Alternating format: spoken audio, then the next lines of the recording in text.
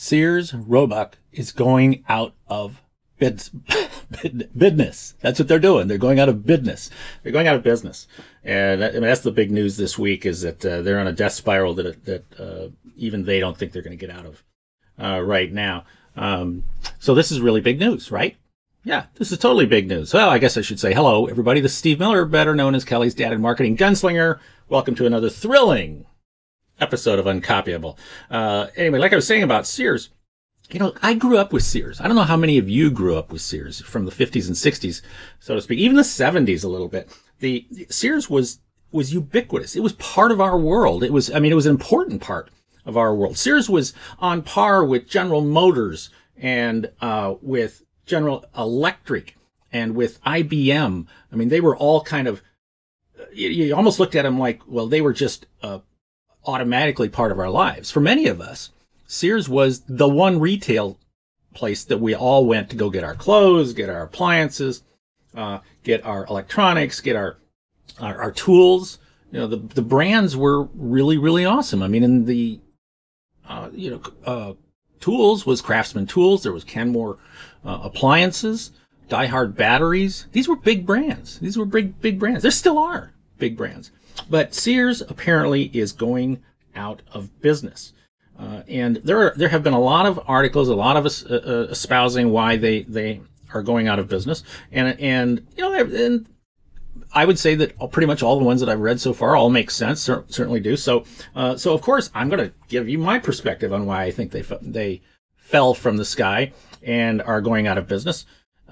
And I think that you go back to when Sears was basically ubiquitous in our world. You know, we would, even if you were in a small town, it didn't have much retail or anything like that. You still had the Sears catalog. The Sears catalog was the very first part of Sears. And by the time, it was, I think at one point it was something like over 800 pages, deep. So you would get this Sears catalog. It'd be like this thick. It would come in. And it was kind of almost a big event in America's life the day that the Sears catalog got delivered. Certainly for young boys, Sears catalog was the first place that young boys ever saw women in bras. That was a big deal. That was a very big deal back then. You know, and then also at Christmas time, we got the Sears wish book, which was crammed, big, thick wish book, which basically all of our toys, everything we ever asked for Christmas came out of the Sears wish book. But now they're basically going out of business. And what are the reasons why I think that they are? Well, of course, I'm going to talk about them from the perspective of how it impacts you and me and everybody that's a much smaller business than a multi-billion dollar company like Sears. And so I think that there are three simple lessons as to why Sears is disappearing, and lessons that we can take away from this. And lesson number one is it's all about the customer. It is all about the customer. It's all about what the customer thinks they need, not what you think they need or what I think that they need. It's what the customer thinks they need. And I think that Sears took their eye off the ball, certainly took their eye off the customer in many, many different ways, because they diversified into areas that the customer didn't necessarily ask for at that time, whether it was insurance or whether it was some kind of financial markets or some services or things like that. These were not really things that the customer was asking for. And so, you know, it might have actually confused customers more. I know I always wondered, okay, well, you know, would I go to Sears to buy insurance? Would I do that? I'm not sure. Not only was I not sure, I never did. And you know, we have to stay focused on our customer, and we have to be diligent. We have to be, I'm trying to think of the phrase right. I want to say daily diligent. That's not right. But we need to be diligent every single day on understanding our customer as best as we possibly can. Now, that's easier said than done. I mean, we might think we know what the customer wants. We might think we know what the customer needs. But you know what? The customer doesn't what we think about them. They only care about what they think. And the last thing we should be trying to do is sell them what we think they need. Find a need and fill it is is a really bogus statement. It really is a bogus statement. If the customer doesn't agree that they have a need for our product or service, they're not going to buy it. So we have to work as hard as we possibly can to get into the mind of the customer and understand what they are looking for, what their pain is, what they feel their needs are. And we need to join that conversation and give them that. So I think that the first lesson is that Sears took their eye off the ball. They took their eye off the customer. And then lesson number two, or I don't know what the number is, how you do it anyway. Lesson number two is just assume that you're going to be caught by competition. Just assume it. Keep it in your head that unless you are looking for some way to create an uncopyable attachment with your customer, and it has to be an attachment, not loyalty, not evangelism, certainly not satisfied. Satisfied is a satisfied customer is the worst customer to have. Okay, because I never know if they're going to leave me, right? No, we need a customer that is completely attached to us, and they actually feel like they would lose if they leave the relationship with us. That is the big one, right? And that's what I talk about in my book.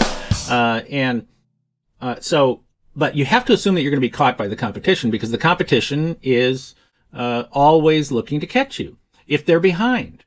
It's no different than if you're behind, you're looking to catch the competition, and you want to pass the competition.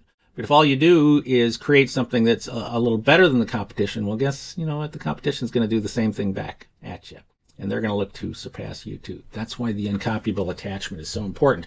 And the third lesson is to simply stay paranoid. Is that we have to wake up every single day with healthy paranoia. And even if we have been able to achieve some type of uncopyable attachment right now, that doesn't mean that uncopyable attachment is going to last forever. It means that you've got it right now, take advantage of it right now, and then also use this time to look for the next step. See, Sears didn't do that. Sears they not only did they stay the course in retail, but then they took their eye off the retail side and they went over and started doing things over here that really the customer didn't want. And I don't believe that they were paranoid enough to really shift their strategy in the long term. See, somewhere out there, whether we like it or not, is a bullet with our name on it. Somewhere out there. I remember hearing Bill Gates, or reading that Bill Gates, and I don't know if this is true that he said it or not, but I read that he said this, that he was not worried about the competitor he could see. He was worried about the competitor he couldn't see. So number one, it's all about the customer. You have to stay relevant to the customer. You have to stay relevant to what they think you do, and what they want you to do for them. You have to understand what's going on in their head. You have to assume that somewhere the competition is going to come after you, and in many cases, it's a competitor that you can't see. So you just have to assume you're going to be caught by somebody. And number three is stay paranoid, everybody. If you have not read my book, Uncopyable, How to Create an Unfair Advantage Over Your Competition, you got to go get it. All right, you got to go get it. I'm getting amazing reviews. I'm just thrilled with the reviews that are coming out right now, and the emails I'm getting. I can't tell you how honored I am by the emails I'm getting from people who are saying that this is really helping them a lot, and I greatly appreciate it. And that's really the important thing, is that I'm helping you be more successful. So this is Steve Miller, better known as Kelly's dad, marketing gunslinger. Thanks again for joining me. I will be back again with another episode of Uncopyable. And in the meantime, like I always say, stay uncopyable. No, I don't. I say be uncopyable. That's right. If you are uncopyable, stay uncopyable. If you're not, be uncopyable. See ya.